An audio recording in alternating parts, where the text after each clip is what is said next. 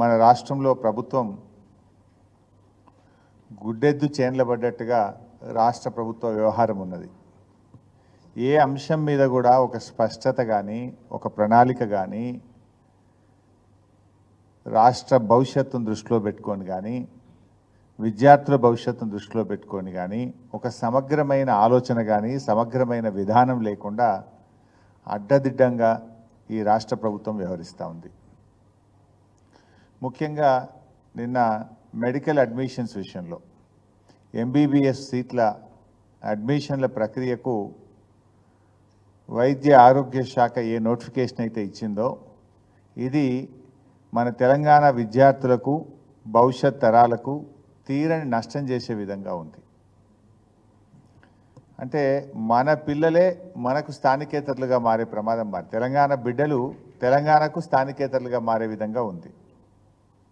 అంటే కనీస అధ్యయనం లేకుండా ఎంబీబీఎస్ బీడీఎస్ అడ్మిషన్ల విషయంలో ప్రభుత్వం అమలు చేస్తున్న కొత్త నిబంధనలు ఏవైతే ఉన్నాయో అవి విద్యార్థుల ప్రయోజనాలు దెబ్బతీసే విధంగా ఉంది. ముఖ్యంగా ఇక్కడ 2-3 విషయాలు చాలా ప్రధానమైనటువంటివి. తెలంగాణ ఉద్యమం మీకు తెలుసు, నీళ్లు, నిధులు, నియామకాలు 3 అంశాల మీద జరిగింది. అందులో నియామకాలకు సంబంధించి కేసీఆర్ గారి ప్రభుత్వం మన ఆకాంక్షలు నిజం చేసింది. ఎట్లా? అప్పుడు మన ఉద్యోగాలు మనకే దక్కాలి. ఆ రోజుల్లో ఏంటంటే 60% లోకల్ రిజర్వేషను, 40% నాన్ లోకల్ అని ఓపెన్ కోటా అని నింపేవాళ్ళు. 70-30, 60-40లుగా నింపేవాళ్ళు. కానీ గౌరవనీయులు కేసీఆర్ గారు చాలా శ్రద్ధ పెట్టి రాష్ట్రపతి ఉత్తర్వుల సవరణ చేసి 95% లోకల్స్కు మన తెలంగాణ బిడ్డలకు ఉద్యోగాలు దక్కే విధంగా రాష్ట్రపతి ఉత్తర్వుల్లో సవరణ చేసి ఇది మనం జీవో నంబర్ 124 2018 సంవత్సరంలో జీవో 124 ఇచ్చాం. ఇందులో దీనివల్ల ఏం జరిగింది? రాష్ట్రంలో ఉద్యోగ నియామకాల్లో 95% ఉద్యోగాలు ఆ జిల్లా బిడ్డలకు తెలంగాణ బిడ్డలకు దక్కే విధంగా ఇది మనము ఉద్యోగ నియామకాలకు లోకల్ రిజర్వేషన్ను సాధించాం. గతంలో ఉండేది ఏంది? 60-40, 70-30 అంటే 40% మంది పక్క రాష్ట్రం వాళ్ళు వచ్చి ఓపెన్ కాంపిటీషన్లో తెలంగాణలో ఉద్యోగాలు పొందే అవకాశం ఉండేది. 30% మంది స్థానికేతరులు తెలంగాణేతరులు కూడా తెలంగాణలో ఉద్యోగాలు పొందే అవకాశం ఉండేది. కానీ ముఖ్యమంత్రి గారు స్వయంగా రాష్ట్రపతి గారిని కలిసి ప్రధానమంత్రి గారిని కలిసి తాను స్వయంగా ఢిల్లీకి వెళ్ళి కేసీఆర్ గారు 95% ఉద్యోగాలు తెలంగాణ బిడ్డలకు దక్కే విధంగా ఉద్యోగ నియామకాల్లో మేము సవరణ చేశాం. ఇది ఎప్పుడు? 2018లో జీవో 124 ద్వారా 95% ఉద్యోగాలు స్థానికులకు దక్కే విధంగా సాధించింది బీఆర్ఎస్ ప్రభుత్వం. అయితే విద్య విషయంలో కూడా మనం చేసుకోవాల్సిన అవసరం ఉండే. కానీ ఎస్ఆర్సి స్టేట్ రీఆర్గనైజేషన్ యాక్ట్లో ఏం చెప్పారు వాళ్ళు? 10 ఏళ్ల పాటు తెలంగాణ ఆంధ్రప్రదేశ్లో అడ్మిషన్స్లో ఎడ్యుకేషన్ అడ్మిషన్స్లో పాత పద్ధతి యథావిధిగా కొనసాగుతుంది. అంటే 15% ఏదైతే ఓపెన్ కోటా ఉందో ఆంధ్రాలో 15%లో తెలంగాణ విద్యార్థులు వెళ్ళొచ్చు, తెలంగాణలోని విద్యాలయాల్లో 15% ఆంధ్ర విద్యార్థులు ఇక్కడ రావచ్చు.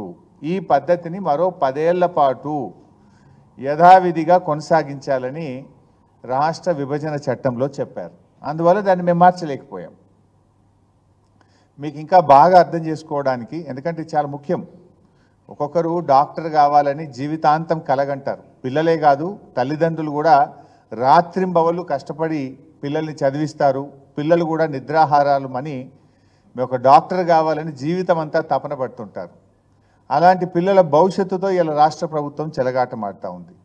నిజంగా మేము ఉన్నప్పుడు మీకు తెలుసు 2850 ఎంబీబీఎస్ సీట్లుంటే కేసీఆర్ గారు ప్రభుత్వం రాష్ట్రంలో ఎంబీబీఎస్ సీట్ల సంఖ్యను 9000కు పెంచింది.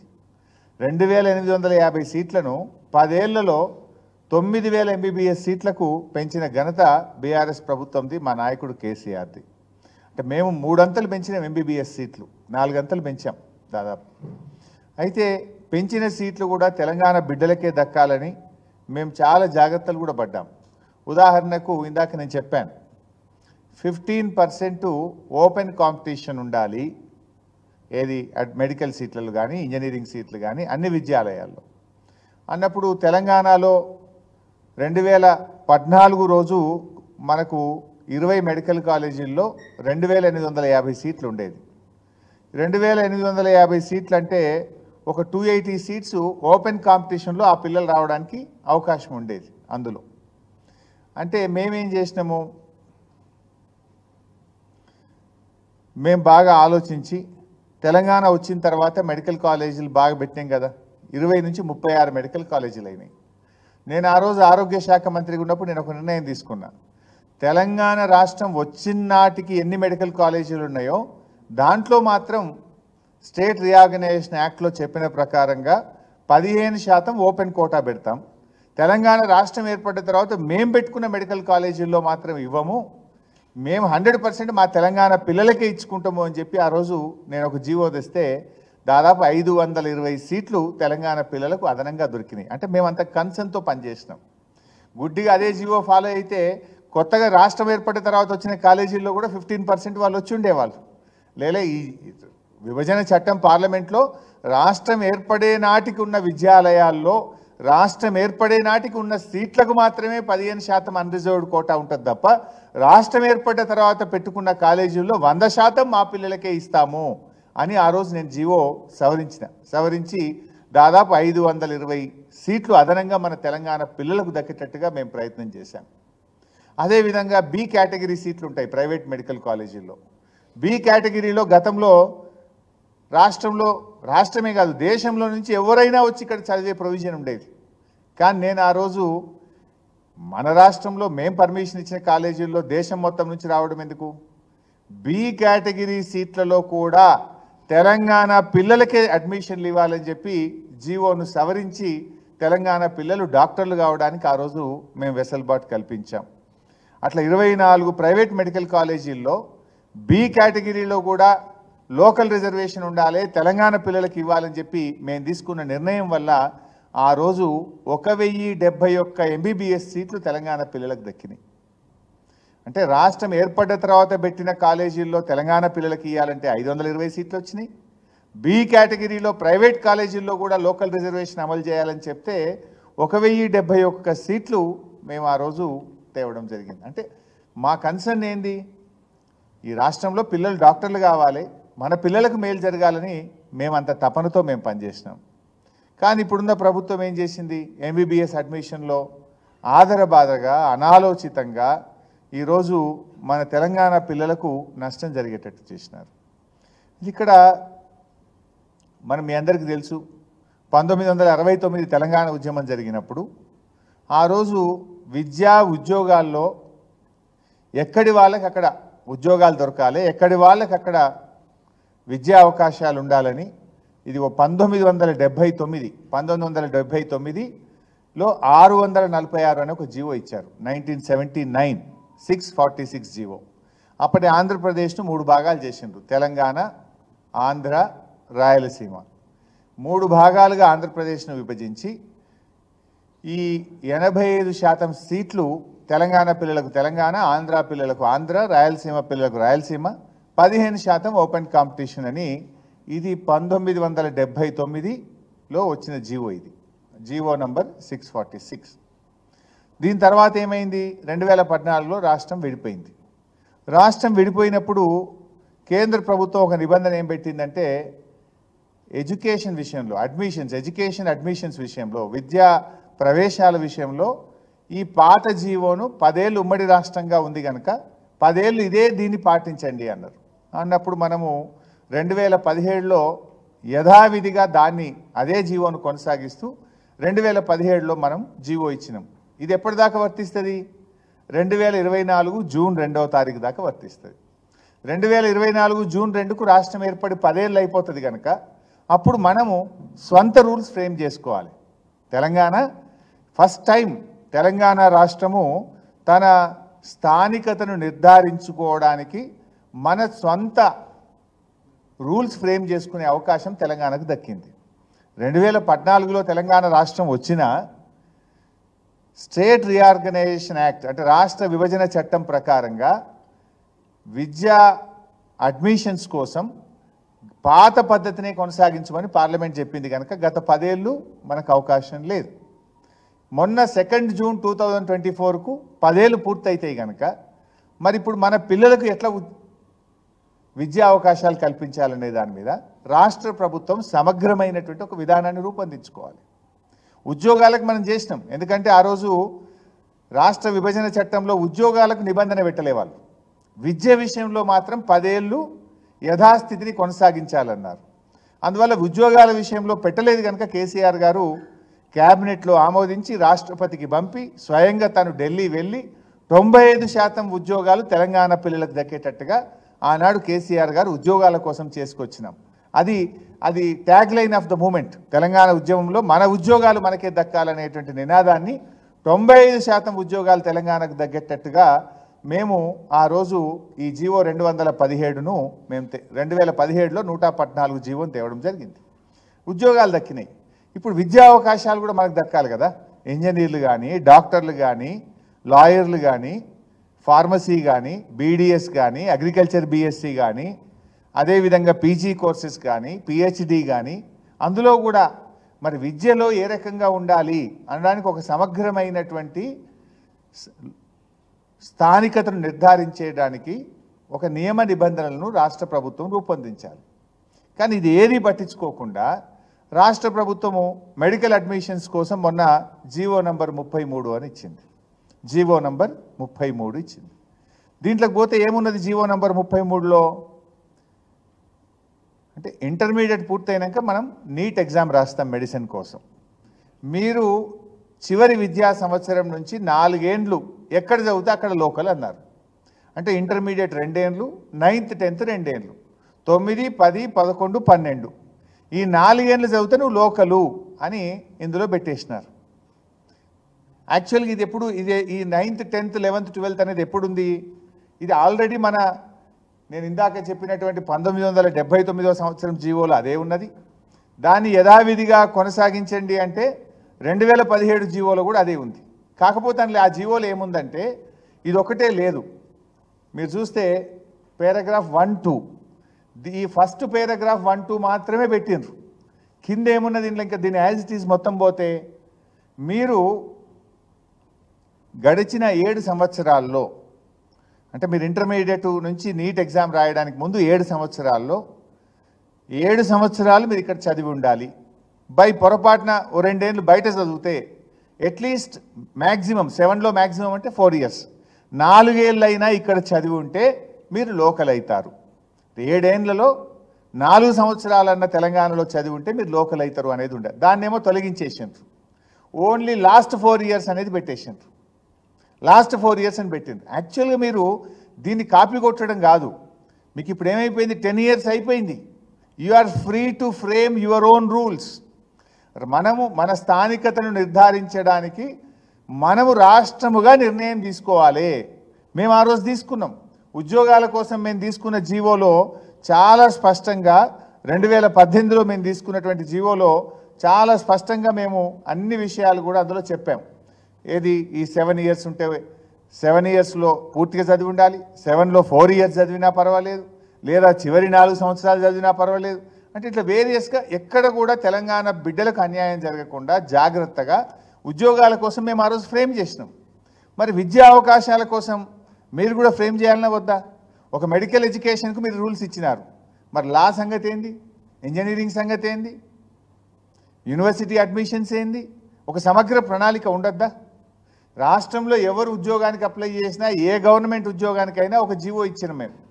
అదేవిధంగా 1979లో విద్యా ఉద్యోగం కోసం సమగ్రమైన జీవో అప్పుడు కూడా ఇచ్చారు. కానీ ఈ రాష్ట్రంలో కేవలం మెడికల్ ఎడ్యుకేషన్కి ఇచ్చిండ్రు. ఆ మెడికల్ ఎడ్యుకేషన్లో 4 ఏళ్ళు అనే నిబంధన పెట్టారు. ఇది ఎంత అసమగ్రం అంటే ఉదాహరణ 2-3 చెప్తాను నేను. ఇప్పుడు 10th అయిపోయింది. ఇంటర్మీడియట్కి ఎవరైనా పోయి గుంటూరులో చదివినరు, విజయవాడలో చదివినరు, లేదా బెంగళూరులో చదివినరు, వాడు నాన్ లోకల్ అయిపోతారు కదా. ఇప్పుడు ఇంటర్మీడియట్ పోతే ఇంకోటి ఎవరన్నా పిల్లలు ఇప్పుడు పీజీ ఉంటుంది, ఎంబీబీఎస్ తర్వాత ఏముంటుంది? పీజీ ఉంటుంది. ఎంబీబీఎస్లో నీట్లో మంచి ర్యాంక్ వస్తే మన పిల్లలు ఎక్కడ తీసుకుంటారు? AIIMS Delhi, AIIMS Jaipur, Madras top కాలేజెస్లో పోయి సీట్ తీసుకుంటారు.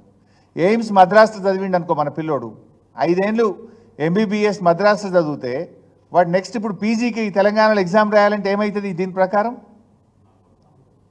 వరుసగా చివరి 4 ఏళ్ళు ఏడు చదివితే వాళ్ళు లోకల్ అని పెట్టినాడు. మన బిడ్డ నీట్లో ఆల్ ఇండియా కోటాలో 15% ఓపెన్ కాంపిటీషన్, దేశంలో ఎక్కడైనా సీటు కొట్టచ్చు. ఢిల్లీలోనో మద్రాసులోనో ఎయిమ్స్లో సీటు కొడితే రేపు పీజీ చదవడానికి తెలంగాణ వస్తా అంటే అతను నాన్ లోకల్ అవుతాడా కాదా? దీని ప్రకారం అంటే మన తెలంగాణ బిడ్డ మనకు నాన్ లోకల్ అయిపోతుంది. ఇప్పుడు మన పిల్లలు కొంతమంది పోయి విదేశాల్లో చదువుతున్నారు, ఫిలిప్పైనో, చైనా, రష్యాలో పోయి ఎంబీబీఎస్ చదువుతున్నారు. ఎంబీబీఎస్ పూర్తయి వాపసు వచ్చి నేను తెలంగాణలో పీజీ చేస్తా అంటే మనకు అవకాశం ఉందా? దీని ప్రకారం he will become non local. కొంతమంది మన పిల్లలు కర్ణాటకలో, మహారాష్ట్రలో డొనేషన్ కట్టి ఎంబీబీఎస్ చదువుతున్నారు. ఎంబీబీఎస్ చదివి బ్యాక్ వచ్చి నేను పీజీకి ఎగ్జామ్ రాస్తా అంటే he will become non local. అంటే ఎంత అస్పష్టత ఉన్నది ఇందులో. రెండవది, ఇప్పుడు కొంతమంది పిల్లలు లాంగ్ టర్మ్ కోచింగ్ పోతారు 4 years తర్వాత. నువ్వు లాస్ట్ 4 years అంటే ఉండవు కదా నువ్వు.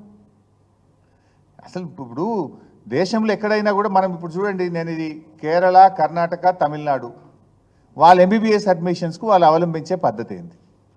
తెలంగాణది నిన్నటిదాకా ఒక ప్రత్యేక పరిస్థితి. అంతకుముందు ఉమ్మడి ఆంధ్రప్రదేశ్లో కలిసి ఉన్నాం. 10 ఏళ్ళు ఉమ్మడి రాష్ట్రంగా విద్యా అడ్మిషన్స్ మనం చేసినాం. This is the first year, ఇది మొదటి విద్యా సంవత్సరం తెలంగాణ సొంత రాష్ట్రంగా తమ విద్యార్థులకు విద్యా అడ్మిషన్స్ కోసం, ప్రవేశాల కోసం తమ స్వంత రూల్స్ ఫ్రేమ్ చేసుకునే మొదటి అవకాశం ఇవాళ తెలంగాణకు వచ్చింది. నిన్నటి వరకు నీకు లేదు. నిన్నటి వరకు నువ్వు ఉమ్మడి ఆంధ్రప్రదేశ్ యొక్క విద్యా విధానాలనే కొనసాగించినాం. బికాజ్ రాష్ట్రం ఏర్పడిన తర్వాత కూడా 10 ఏళ్ళు విద్యా ప్రవేశాల కోసం పాత పద్ధతినే పాటించాలని పార్లమెంట్ చట్టం చేసింది. అందువల్ల నిన్నటిదాకా నీకు అవకాశం లేదు. నువ్వు కూడా ఇదే పద్ధతి చేసినావు అంటే మనం అదే పద్ధతి చేసినాం. ఎందుకు చేసినాం? Parliament said you have to follow for the next 10 years. ఇప్పుడు నీకు అది అవకాశం, ఇప్పుడు అవసరం లేదు. Now you are free, you are independent. Telangana రాష్ట్రంగా మన పిల్లలకు విద్యా ప్రవేశాల కోసం స్థానికతను నిర్ధారించడానికి నువ్వు స్వంతగా నిర్ణయం తీసుకునే అధికారం ఈరోజు తెలంగాణ రాష్ట్రానికి వచ్చింది, మన రాష్ట్రానికి ఉన్నది. దాన్ని మర్చిపోయి వీళ్ళు పాత ప్రెసిడెన్షియల్ ఆర్డర్లో ఉన్న ఒక పారాగ్రాఫ్ను పెట్టినరు, కింది తొలగించారు. అయితే whether presidential order is applying, మీరు యథావిధిగా ప్రెసిడెన్షియల్ ఆర్డర్లో గతంలో ఉన్నాయన్నీ పెట్టండి. లేదు మేము ఉద్యోగ అవకాశాల కోసం ప్రెసిడెన్షియల్ ఆర్డర్ సవరణకు ఢిల్లీకి పోయి సవరణ తెచ్చి మన పిల్లలకు లాభమయ్యేటట్టు 95% లోకల్ రిజర్వేషన్ తెచ్చాం. You also do that process. 8 నెలల ఏం చేస్తుండే మీరు వచ్చి? లేదు ప్రెసిడెన్షియల్ ఆర్డర్ లేదు అనుకుంటే ఇతర రాష్ట్రాలు చేసినట్టు నువ్వు కూడా సొంతగా మన రాష్ట్రానికి రూల్స్ ఫ్రేమ్ చేయండి. ఇవాళ తమిళనాడు ఎట్లున్నది? తమిళనాడు రాష్ట్రంలో చూస్తే 6వ తరగతి నుంచి 12వ తరగతి దాకా తమిళనాడులో చదువుకొని ఉండాలి. తల్లిదండ్రులు కూడా తమిళనాడు వాళ్ళు అయ్యి ఉండాలి. రేషన్ కార్డు ఉండాలి తమిళనాడులో. రేషన్ కార్డో, బర్త్ సర్టిఫికెటో, నేటివిటీ సర్టిఫికెటో మేము తమిళనాడు వాళ్ళమని తల్లిదండ్రికి ఉండాలి. పిల్లలు కూడా 6 నుంచి 12 చదివితే వాళ్ళక్కడ ఎంబీబీఎస్ సీటు దొరకడానికి వాళ్ళ అర్హత ఉన్నది. అది తమిళనాడు రాష్ట్రం అట్లా వాళ్ళు తయారు చేసుకున్నారు. కర్ణాటకకు పోతే ఏమంటున్నారు? 7 సంవత్సరాలు కర్ణాటకలో చదువుకొని ఉంటే చాలు. తల్లి కానీ తండ్రి కానీ ఇద్దరుంటే ఇంకా మంచిది. ఒక్కలన్నా కర్ణాటకలో ఉండి ఉంటే వాళ్ళ పిల్లలు కర్ణాటక పిల్లలుగా పరిగణించి వాళ్ళకు ఎంబీబీఎస్ సీట్లకు అడ్మిషన్ ఇస్తాం. ఇది కర్ణాటక పద్ధతి. కేరళలో ఒక పద్ధతి ఉంది. కేరళలో ఏమంటున్నారు? వాళ్ళ పిల్లలు కేరళలోనే చదువుకొని ఉండాలి. కేరళలో స్థిర నివాసం తల్లిదండ్రులకు ఉండాలి. ఇతర రాష్ట్రాల ఉన్నతాధికారులు ఐఏఎస్లు, ఐపీఎస్లు కేరళకు వచ్చి వాళ్ళు ఉద్యోగం చేస్తే వాళ్ళ పిల్లల్ని కూడా కేరళ పిల్లల్లాగానే చూస్తాము అని కేరళ రాష్ట్రం కూడా తయారు చేసుకున్నది. మరి మనము ఫస్ట్ టైం ఇప్పుడు 10 ఏళ్ళు అయిపోయింది కనుక రాష్ట్రం ఏర్పడిన తర్వాత you are free to frame your own rules. మీరు ఆ రూల్స్ ఫ్రేమ్ చేయకుండా ప్రెసిడెన్షియల్ ఆర్డర్లో ఒక పారాగ్రాఫ్ పెట్టి మిగతాయి తొలగించారు. దీనివల్లే అప్పుడేముండే 4 ఏళ్ళు ఇక్కడే చదువుకొని ఉండాలి, ఇంటర్మీడియట్ 9th 10th, లేదా గత 7 సంవత్సరాల్లో 4 ఏళ్ళు తెలంగాణలో చదివి ఉన్నా కూడా నువ్వు లోకల్గా ఎలిజిబిలిటీ అవకాశం ఉండేది. ఇవన్నీ గమనించాలి కదా. పోనీ పీజీ అడ్మిషన్స్ రేపు మరి పీజీలో ఎట్లా? నువ్వు ఎంబీబీఎస్లో నీట్లో ఇతర పక్క రాష్ట్రంలో చదివి వస్తే నీ పీజీలో మన సీట్లు అసలు ఈ పిల్లలకి పీజీలో తెలంగాణలో చదువుకోవడానికి అర్హతనే కోల్పోతారు. ఇక ఎంబీబీఎస్ బయట చదివితే తెలంగాణలో తెలంగాణ పిల్లలు తెలంగాణలో పీజీ చేయడానికి అర్హత కోల్పోతారు. తెలంగాణ పిల్లలు ఇంటర్మీడియట్ పక్క రాష్ట్రంలో ఎక్కడన్నా చదివితే వాళ్ళు తెలంగాణలో ఎంబీబీఎస్ అడ్మిషన్కు అర్హత కోల్పోయే విధంగా మీరు రూల్స్ ఫ్రేమ్ చేసినారు. ఆ రోజు ఉన్న రూల్స్లో దీంతో పాటు కింద 1, 2, 3, 4 దెర్ ఆర్ 4 ఆప్షన్స్. కానీ మీరు ఒక ఆప్షన్ పైది మాత్రం పెట్టి కింది తీసి పడేసిండ్రు. అంటే ఎంత అనాలోచితంగా ప్రవర్తిస్తున్నారు. ఈ రాష్ట్ర భవిష్యత్తు మీద, పిల్లల భవిష్యత్తు మీద మీకు ఏమాత్రం ఆలోచన లేకుండా పోయింది. అయినా ఇది ఒక మెడికల్ అడ్మిషన్స్కి ఇచ్చేసినారు మీరు. Total state as a whole విద్యా ప్రవేశాల కోసం ఈ రాష్ట్రంలో స్థానికతను ఎలా నిర్ధారిద్దాము అనడానికి ఒక ప్రణాళిక ఉండాలనే వద్దా రాష్ట్రానికి? ఏం చేయాలి రాష్ట్రము? చీఫ్ సెక్రటరీ గారు, జిఏడి సెక్రటరీ, లా సెక్రటరీ, ఎడ్యుకేషన్ సెక్రటరీ, ఒకరిద్దరు వైస్ ఛాన్సలర్ని పెట్టి ఒక కమిటీ వేసి దీన్ని స్టడీ చేసి పక్క రాష్ట్రాలు ఎట్లా చేస్తున్నాయి, నిన్నటి వరకు ఉన్నది ఏంది, రేపు మన పిల్లలకు మేలు చేయాలంటే ఏం చేస్తే బాగుంటుంది అని ఒక కమిటీ లాగా ఒక హై లెవెల్ కమిటీ వేసుకొని దాన్ని పరిశీలించి జిఏడి నుంచి ఒక ఆర్డర్ ఇచ్చేస్తే అది ఏ యూనివర్సిటీకైనా, ఇంజనీరింగ్కైనా, మెడిసిన్కైనా, లాకైనా it will become a common rule for admissions. కానీ మీకు అసలు ఈ గవర్నమెంట్ నడిపే విధానం మీద మీకు ఇంకా అవగాహన రావడం లేదా? గవర్నమెంట్ను ఎట్లా నడపాలో మీకు తెలవడం లేదు. Is it the way? ఎడ్యుకేషన్కి ఒక సిస్టమ్ ఉండాలి. మెడికల్ కోర్ట్ ఇప్పుడు ఎవరిది వాళ్ళు ఇస్తారా? మెడికల్ అడ్మిషన్స్కి మీరు ఇచ్చేస్తారు. ఇది కూడా అంతా తలా తోక లేకుండా, ఒక సరి అయినటువంటి విధానం లేకుండా ప్రెసిడెన్షియల్ ఆర్డర్లో ఒక పేరాన్ని పెట్టి ఒక ఆప్షన్ని పెట్టి మిగతా 2 ఆప్షన్స్ తొలగించి సింపుల్గా మీరు మెడికల్ అడ్మిషన్స్కి ఇచ్చిండ్రు. దీనివల్ల మన పిల్లలకు చాలా నష్టం జరుగుతుంది. రేపు మెడిసిన్లో, రేపు పీజీలో అన్యాయం జరుగుతుంది. మన తెలంగాణ పిల్లలు ఇంటర్మీడియట్కు బయటకు పోయినా, లాంగ్ టర్మ్ కోచింగ్ పోయినా ఆ పిల్లలకు ఈరోజు అన్యాయం జరిగే అవకాశం ఉంది. అంటే మీరు పూర్తి అనాలోచితంగా ఈ ప్రభుత్వం పనిచేస్తూ ఉంది. మీరు చేయాల్సిందేంది? విద్యా ప్రవేశాల కోసం తెలంగాణలో ఏ రకంగా మనం స్థానికతను నిర్ణయిద్దాము అని ఒక క్లారిటీ ఉండాలన్నా వద్ద గవర్నమెంట్కు. సో ఇప్పటికైనా ప్రభుత్వం సోయి తెచ్చుకొని తక్షణమే ఒక హై లెవెల్ కమిటీ కాన్స్టిట్యూట్ చేసి, ఇప్పుడు మనము 10 ఏళ్ళు జాయింట్ క్యాపిటల్ నుంచి మనం బయటపడ్డాం కనుక నౌ విద్యా ప్రవేశాల కోసం Telangana is independent to take decisions. ఇప్పుడు మనం ఏ రకంగా మన పిల్లలకు మేలు చేయాలి అనే దాని మీద ఒక స్పష్టమైన విధానంతో రాష్ట్ర ప్రభుత్వం ముందుకు రావాలని చెప్పి నేను డిమాండ్ చేస్తూ ఉన్నా. ఒకవేళ మీకు అర్థం కాకపోతే అఖిలపక్షాన్ని పిలవండి, అన్ని పార్టీలను పిలవండి. ఏ రకంగా మన తెలంగాణ పిల్లలకు మేలు చేయాలనో ఓ అఖిలపక్షాన్ని పిలిస్తేనైనా మేమైనా వచ్చి మీకు తగిన సూచనలు మా అనుభవ రీత్యా మేము అందిస్తాం. అందరం కలిసి తెలంగాణ పిల్లలకు మేలు చేసే విధంగా పనిచేద్దాం. ఆ రోజు మేము ప్రైవేట్ కాలేజీల్లో బి కేటగిరీ సీట్ల విషయంలో జాగ్రత్త వహించాం. తెలంగాణ ఏర్పడ్డాక కొత్త కాలేజీలు పెడితే 100% పిల్లలకు మన పిల్లలకు దక్కేటట్టుగా మేము ప్రయత్నం చేసినాం. కానీ మీరు అసలు గాలి దీపంలాగా ఉంది మీ పాలన. ఒక అవగాహన లేకుండా మీరు వాళ్ళు చేస్తూ ఉన్నారు. నాకు అర్థమవుతలేదు అసలు డైరెక్టర్ మెడికల్ ఎడ్యుకేషన్ ఏం చేస్తున్నాడు, వైస్ ఛాన్సలర్ హెల్త్ యూనివర్సిటీ ఏం చేస్తున్నాడు, మరి ఈ సెక్రటరీ ఎడ్యుకేషన్ ఏం చేస్తున్నట్టు? ఇంత అవగాహన లేకుండా ఉంటారా? Is it the way? కొన్ని లక్షల జీవితాలు కదా ఇది, లక్షల మంది విద్యార్థులతో మీరు చెలగాటమాడుతున్నారు. ఎంత కష్టపడతారు పిల్లలు డాక్టర్ కావాలని? 9,000 ఎంబీబీఎస్ సీట్లు ఉన్నాయి ఈరోజు మన రాష్ట్రంలో. ఆ పిల్లల జీవితం ఒకసారి మిస్ అయిపోతే, ఒక విలువైన విద్యా సంవత్సరం మిస్ అయిపోతే ఎంత కష్టపడతారు ఆ పిల్లలు? లీగల్గా కూడా కోర్టుకు పోయినా ఇదంతా కూడా పెద్ద సమస్యగా మారే అవకాశం ఉంది. సో ప్రభుత్వం ఇప్పటికైనా క్లారిటీ తెచ్చుకొని జిఏడితో సంప్రదించి ఒక హై లెవెల్ కమిటీ వేసి తక్షణమే ఈ జీవోను సవరణ చేయాలి. విద్యా ప్రవేశాలలో స్థానికత నిర్ధారణ కోసం ఒక స్పష్టమైన అవగాహనతో రాష్ట్ర ప్రభుత్వం ముందుకు రావాలి. అడ్మిషన్స్ అన్నీ కూడా జరుగుతూ ఉన్నాయి. విద్యార్థులకు ఇబ్బంది కాకుండా చూడాలని చెప్పి మేము ప్రభుత్వాన్ని డిమాండ్ చేస్తున్నాం.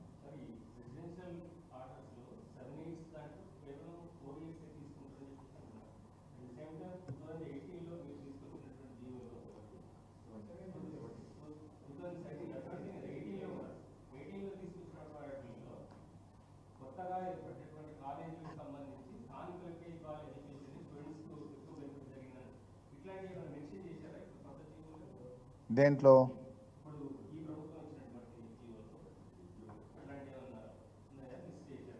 ఏం ఇవ్వలేదు, అదే ప్రాబ్లం. వీళ్ళు ఓన్లీ ఏం చేసిందంటే మీకు అది యాజ్ ఇస్ కంటిన్యూ అవుతుంది కదా, అది కంటిన్యూ అవుతుంది, దాంట్లో ఇష్యూ లేదు, దాంట్లో మిస్ చేయలేదు. బట్ స్థానికతను నిర్ధారించే విషయంలో మిస్ చేసినారు. అది ఇంటర్మీడియట్ నుంచి వరకు ప్రీవియస్ 4 years తెలంగాణలో చదివి ఉంటే చాలు అని గతంలో ఉంది, అది ఇప్పుడు కూడా ఉంది. అయితే గతంలో దీంతో పాటు ఇంకో ABCD స్థానికత కోసం ప్రెసిడెన్షియల్ రూల్లో 4 విధానాలు, 4 ఏ ఒక్కటి ఉన్నా కూడా పిల్లలకు అర్హత ఉండేది. వీళ్ళ 4 3 తొలగించి మొదటిది మాత్రమే పెట్టేసినారు. యాక్చువల్గా ఇప్పుడు ఏంటంటే అది presidential rule, you have to reframe now. నిన్నటి దాకా నీకు అవకాశం లేదు. ఎందుకు? రాష్ట్ర విభజన చట్టం యథాస్థితిని కొనసాగించండి, 10 ఏళ్ల దాకా దీన్ని మార్చొద్దు అని చెప్పింది. విద్య కోసం, ఉద్యోగాల కోసం చెప్పలేదు కదా. ఉద్యోగాల కోసం ఢిల్లీకి పోయినాం. 95% స్థానికులకు, తెలంగాణ బిడ్డలకు ఉద్యోగాలు దక్కే విధంగా రాష్ట్రపతి ఉత్తర్వులను సవరించి ప్రభుత్వం జీవో తేవడం జరిగింది. 2017లో మనం దాన్ని తెచ్చుకున్నాం. ఉద్యోగాల విషయంలో మేము ఎట్లయితే తెచ్చినామో విద్యా ప్రవేశాల కోసం కూడా ఈరోజు రాష్ట్ర ప్రభుత్వం స్పందించి స్పష్టమైనటువంటి విధానాన్ని లోకల్ రిజర్వేషన్ నిర్ణయించడం కోసం చెప్పాల్సినటువంటి బాధ్యత ప్రభుత్వం మీద ఉంది. ఒక్కొక్క డిపార్ట్మెంట్, ఇప్పుడు ఎనిమల్ హస్బెండరీలో కూడా విద్యా ప్రవేశాలు ఉంటాయి, ఫిషరీస్లో విద్యా ప్రవేశాలు ఉంటాయి, ఫారెస్ట్లో విద్యా ప్రవేశాలు ఉంటాయి, రెగ్యులర్ ఎడ్యుకేషన్ డిపార్ట్మెంట్ ఉంటుంది. ఇట్లా ఒక్కొక్క డిపార్ట్మెంటు డిసైడ్ చేయదు. It has to be decided by GAD. ప్రభుత్వంగా క్యాబినెట్గా ఒక నిర్ణయం తీసుకొని ఒక పాలసీని ఇస్తే అన్ని విద్యాలయాలు దాన్ని పాటిస్తాయి. కానీ అట్లా పాటించకుండా ఇలా మెడికల్లో ఇచ్చినటువంటి జీవో అసంబద్ధంగా, అసమగ్రంగా తెలంగాణ పిల్లలకు నష్టం చేసే విధంగా జీవో తెచ్చారు. అందువల్ల ఈ ప్రభుత్వానికి, అందుకే నేను మొదట్లోనే అన్నాడు, గాల్లో దీపంలాగా ఉంది పాలన. ఇప్పటికైనా కళ్ళు తెరవండి, అర్థం కాకపోతే అఖిలపక్షాన్ని పిలవండి, మేము కూడా వచ్చి తగిన సూచనలు చేస్తాం, రాష్ట్ర ప్రయోజనాలు కాపాడదాం, మన విద్యార్థులకు తెలంగాణలో అడ్మిషన్స్ దొరికే విధంగా ప్రభుత్వం నిర్ణయం తీసుకోవాలనేటువంటిది మా యొక్క సూచన.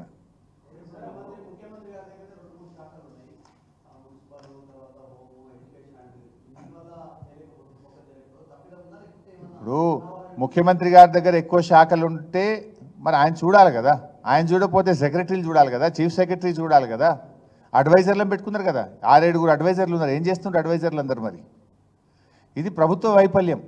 ఇది అందరూ, ముఖ్యమంత్రి కానీ, ప్రభుత్వంలో ఉండే క్యాబినెట్ కానీ, అధికారులు, totally it is the government failure. వీళ్ళకు నిర్లక్ష్యం, అడ్మినిస్ట్రేషన్ ఫెయిల్యూర్, ప్రభుత్వ వైఫల్యం. తర్వాత ప్రధాన ప్రతిపక్షంగా మేము ప్రభుత్వాన్ని తట్టి లేపడం మా బాధ్యత.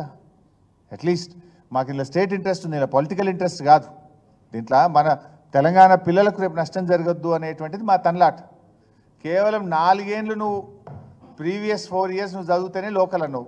రేపు నీట్లో నీకు బెస్ట్ ర్యాంక్ వచ్చి ఎయిమ్స్ ఢిల్లీలో చదివితే తెలంగాణలో వాడు అనర్హుడైపోతాడు రేపు పీజీకి కాడా? Is it the way? జనరల్గా వేరే రాష్ట్రాలు ఏం చేస్తున్నాయి, 1 to 10th ఎక్కువ ఈ స్కూల్ ఎడ్యుకేషన్ను లేదా తల్లిదండ్రుల యొక్క నివాసాన్ని ప్రామాణికంగా చేసుకొని స్థానికతను నిర్ణయిస్తున్నారు. తమిళనాడు, కర్ణాటక, కేరళ, ఆయా రాష్ట్రాల్లో ఒక విధానం ఉంది. Now it is our state. ఇప్పుడు మనం ఒక నిర్ణయం తీసుకోవాలి, ఒక డైరెక్షన్ తీసుకోవాలి. నిన్నటిదాకా నీకు ఎందుకు అవకాశం లేదు? కేంద్రం ఏం చెప్పిందంటే 10 ఏళ్ల పాటు ఉమ్మడి ఆంధ్రప్రదేశ్లో విద్యా ప్రవేశాలకు ఏ విధానం ఉందో అదే పాటించండి అన్నారు కనుక వీ ఫాలోడ్ దట్. ఇప్పుడు మొన్న 2 June 2024 నుంచి you are free, you are at liberty to frame your own domicile rules.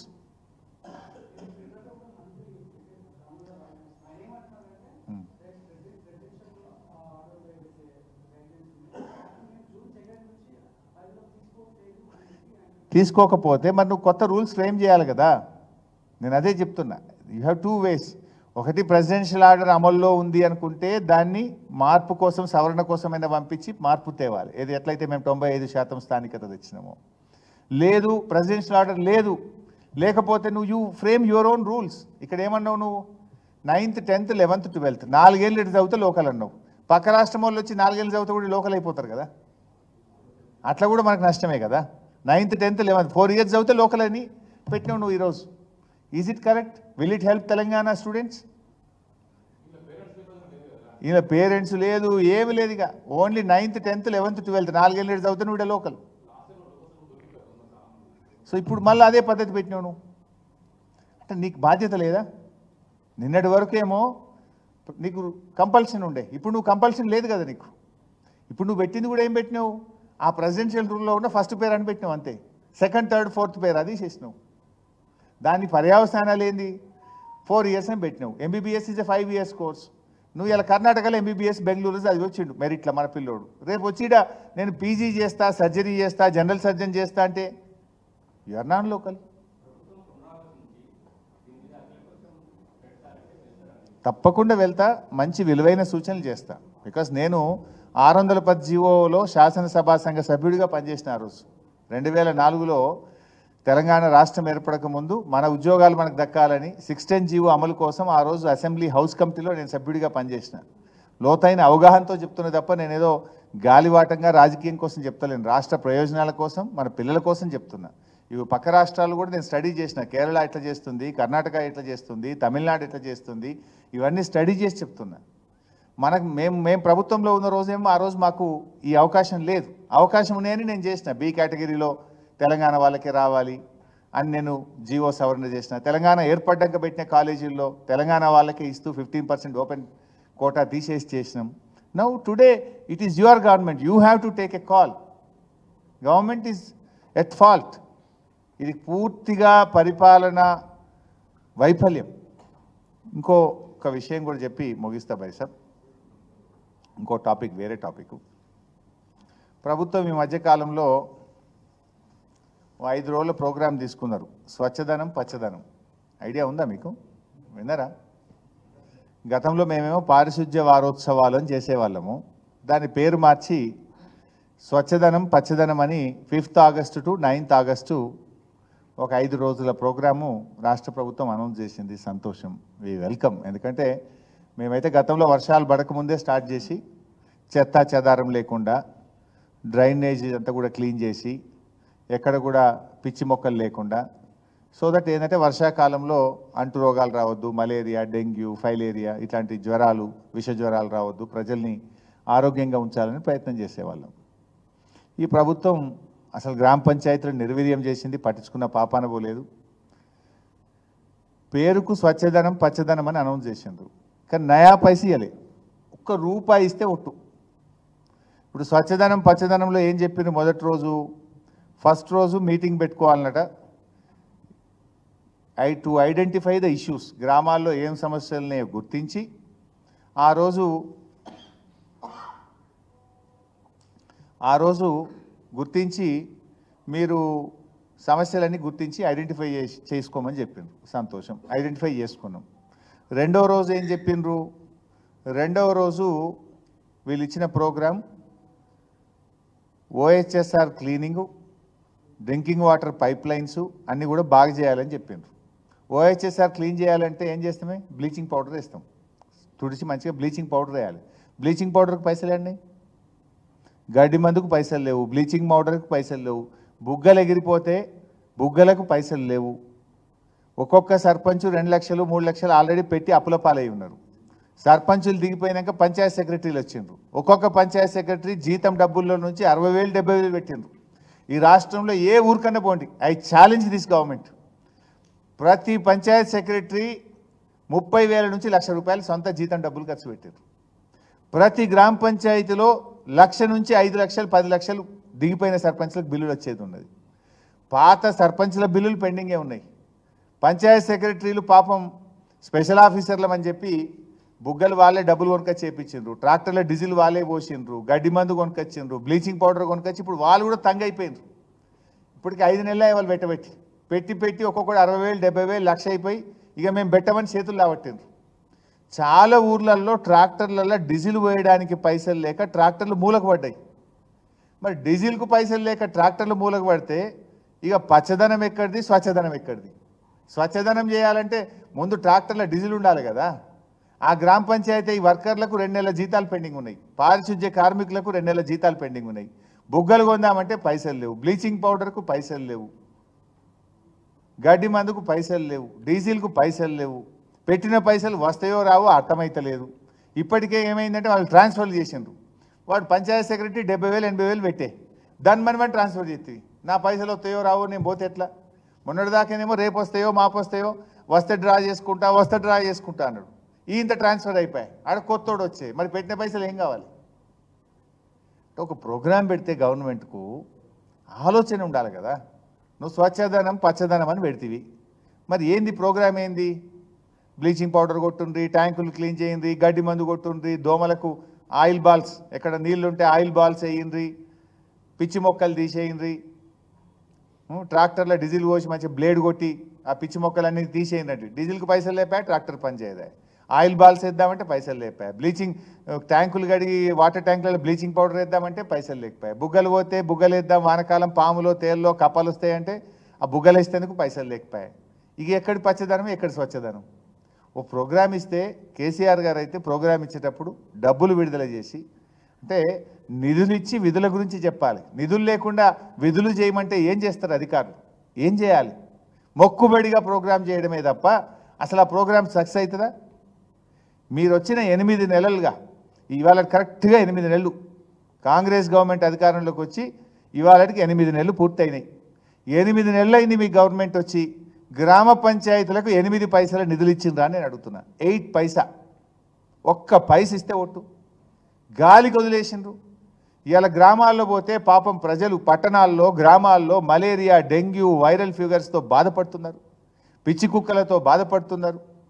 ఆసుపత్రుల్లో బెడ్లు దొరకలేవు, ఆసుపత్రుల్లో పోతే మందులు దొరకలేవని నిన్న సాక్షి పేపర్ రాసింది, ఇలా వెలుగు పేపర్ రాసింది. పొద్దుగాల పేపర్ చదివిన. మందులు పోతే స్కానింగ్ మిషన్ పనిచేస్తలేదట, కొన్ని గోళీలేమో లేనేలేవు, బయట కొనుక్కోమంటున్నట. 30 రోజుల గోళీలు రాస్తే 10 రోజులకే ఇచ్చిండ్రట. అంటే దవాఖానలలో గోళీలు కూడా లేవు. ఇక మీ పాలన గట్లున్నది. ఇది వెలుగు పేపర్ల, ఆంధ్రజ్యోతిలో, సాక్షిలో, పత్రికల్లో వచ్చిన వార్తలు చదువుతున్నాను. ఈ మీ పత్రికలు ఇలా ఈ పరిస్థితి ఉన్నది. ఇలా గోళీలు లేవు, దవాఖానల మంచాలు లేవు. ఎందుకు లేవు? పచ్చదనము పరిశుభ్రత లోపించి గందరగోళమైన పరిస్థితి ఇలా గ్రామాల్లో పోతే. ప్రోగ్రామ్ ఇస్తే కనీసం వాళ్ళకి ఏమైనా పైసలు ఉన్నాయా? డీజిల్ పైసలు ఉన్నాయా? వాళ్ళ జీతం ఇచ్చినామా? బ్లీచింగ్ పౌడర్ ఉందా? బుగ్గలు ఉన్నాయా? ఆలోచన ఉండద్దా? ఏం ప్రోగ్రామ్ ఇస్తారని నాకు అర్థం కాదు. ప్రోగ్రామ్ ఇస్తే ఏమని చేయాలి? వాడు పోయి ఆఫీసర్ ఎట్లా పని చేయాలి? నయా పైసా లేకుండా చెట్లు పెట్టుండ్రి అంటే ఆ చెట్లకు కనీసం ట్రాన్స్పోర్ట్ చేయడానికి ట్రాక్టర్ వద్దా? డీజిల్ వద్దా? చెట్లు తీసుకుపోయి వేయాలంటే ట్రాక్టర్లో డీజిల్ వద్దా? చెట్లు పెట్టడానికి ఆ కూలీలకి పైసలన్నీ ఇవ్వాలన్నా వద్దా? అంటే మీకు అసలు ఆగమ్య గోచరం, అంతా గందరగోళం, అయోమయం, ఒక అవగాహన లేమి, కన్ఫ్యూజన్. ఎవరు చెప్పరు, ఎదురు చెప్పి ఇప్పుడు కనీసం చెప్పే పరిస్థితి లేదు అక్కడ ఎవరు. ఒక కలెక్టర్ లేచి సార్ మరి డబ్బులు ఎట్లా లేవు, ఈ ప్రోగ్రామ్ ఎట్లా చేయాలని మాట్లాడే ధైర్యం ఇలా పాపం వాళ్ళకు లేకుండా చేసిండ్రు. మీరు ఏమనంటే భయపెట్టిస్తున్నారు మీరు. ఈ రకంగా ఇలా అసలు హరితహారం అనేది ఒక పండగలాగా జరిగే తెలంగాణలో గత 10 ఏళ్ళు, కానీ ఇలా మొక్కుబడిగా మారిపోయింది. ఆనాడు హరితహారం ఒక పండగ తెలంగాణలో. ఒక 3 నెలలు 4 నెలలు ఎక్కడ చూసినా చెట్లు పెట్టే కార్యక్రమం జరిగేది. ఇలా ఎక్కడ చూసినా తెలంగాణలో పచ్చదనం ఎందుకు కనబడుతుంది? ఒక 10 ఏళ్ల ప్రయత్నం. ఆనాడు హరితహారం ఒక పండగ అయితే నేడు ఒక మొక్కుబడి కార్యక్రమంగా మారిపోయింది హరితహారం. అసలు మీకు పట్టింపే లేదు. ప్రోగ్రామ్ ఇస్తే ప్రోగ్రాంకు ఎట్లా జరుగుతుంది ఈ ప్రోగ్రాము? ఈ ప్రోగ్రాంలో భాగస్వామ్యం ఎవరు? దీని నిధులు ఏంటి? దీన్ని ఏ రకంగా జరగాలని ఉందా ఏమన్నా? There is no money, there is no program at all. ఇప్పటికైనా ఆలోచన చేసి నేను డిప్యూటీ సీఎం గారిని, ఆర్థిక మంత్రిని కోరుతా ఉన్నా, తక్షణమే గ్రామ పంచాయతీలకు నిధులు విడుదల చేయండి. సర్పంచులందరూ ఇబ్బందుల్లో ఉన్నారు. ఇవాళ కేంద్రం నుంచి కూడా 15వ ఆర్థిక సంఘంలో 500 కోట్లు వచ్చినాయి. అవి కూడా మీరు ఆపెట్టుకున్నారు 4 నెలలకెళ్ళి. అవి గ్రామ పంచాయతీలకు ఇచ్చే పైసలు, అవి కూడా ఆపెట్టుకున్నారు 4 నెలలకెళ్ళి. దానికి సమానంగా రాష్ట్రం ఇవ్వాలి. వాస్తవానికి సమానంగా ఇచ్చి పోయింది, వాళ్ళు ఇచ్చినవి కూడా తెలియరు. ఇవాళ కేంద్రం నుంచి ఉపాధి హామీ కింద గ్రామ పంచాయతీలకు ఇచ్చే 800 కోట్లు వచ్చినాయి. కేంద్రం నుంచి నేషనల్ హెల్త్ మిషన్లో 800 కోట్లు వచ్చినాయి. కేంద్రం నుంచి 15వ ఆర్థిక సంఘం కింద 500 కోట్లు వచ్చినాయి. ఈ 2100 కోట్లు ఢిల్లీ నుంచి వచ్చి నెలలు గడుస్తున్నా ఇప్పటికీ గ్రామాలకు ఇవ్వకుండా ఈ ప్రభుత్వం నిధులను మళ్లిస్తూ ఉన్నది. సరే ఆ బీజేపీ కాంగ్రెస్ ఒకటైపోయినారు, అడుగుతలేరు వాళ్ళు. గతంలో అయితే అడిగేవాళ్ళు, ఇప్పుడు ఇద్దరు ఒకటైపోయినారు. నెలలు గడిచినా మేము 2100 కోట్లు ఇచ్చినాం, ఎందుకు గ్రామ పంచాయతీలకు ఇస్తలేమని కేంద్ర ప్రభుత్వం అడగదు, ఈ రాష్ట్రం ఇయ్యదు. ఇద్దరు ఒకటైపోయినారు, బడే బాయ్ చోటే బాయ్. ఇవాళ కనీసం మీరు రాష్ట్రం అన్ని ఇవ్వండి, లేదు కేంద్రం ఇచ్చిన పైసలన్నీ ఇవ్వండి. ఇలా దవాఖానాలలో గోళీలు లేవంటే ఎందుకు లేవు? నేషనల్ హెల్త్ మిషన్లో వచ్చిన 800 కోట్లు మీరు ఆపెట్టినరు. గ్రామ పంచాయతీలో డీజిల్కి ఎందుకు పైసలు లేవు? కేంద్రం ఇచ్చిన 500 కోట్లు 15వ ఆర్థిక సంఘం మీరు ఆపెట్టినరు. ఇవాళ సర్పంచులు ఆత్మహత్యలు చేసుకునే పరిస్థితి ఎందుకు వచ్చింది? ఉపాధి హామీలో వాళ్ళు పనిచేసిన 800 కోట్లు కేంద్రం ఇస్తే మీరు ఆపెట్టినరు. ఇదో ఎట్లుందంటే అమ్మ పెట్టదు ఏదో అడక తీరనట్టు మీరు ఇయ్యరు, కేంద్రం ఇచ్చిన డబ్బులు కూడా ఇస్తలేరు మీరు.